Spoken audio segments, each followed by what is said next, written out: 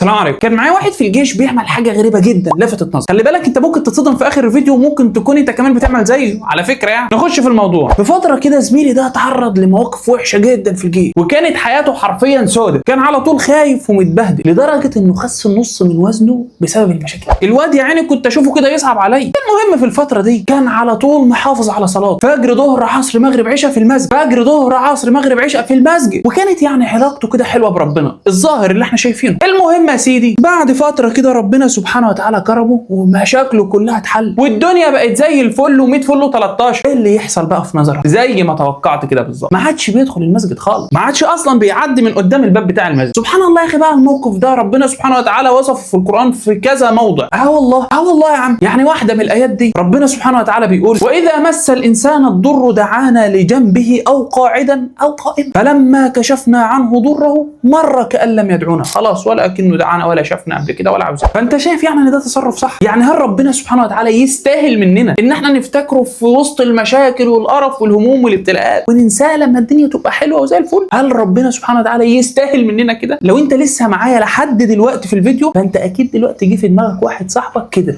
يفتكر ربنا ايام الابتلاءات والهموم والقرف ويقول يا رب ويروح يصلي، وبعد ما الدنيا تبقى حلوه معاه ينسى ربنا. وممكن انت اللي تكون كده. حبيت بس اتكلم عن الموضوع ده علشان لو انت بتقع في الحاجه دي تفوق بقى، ويعني خلاص بقى ما ينفعش بقى يا عم. كان لازم اعمل الفيديو ده عشان اوصل الرساله وبس كده. شكرا. ما تنسوش تصلوا على النبي.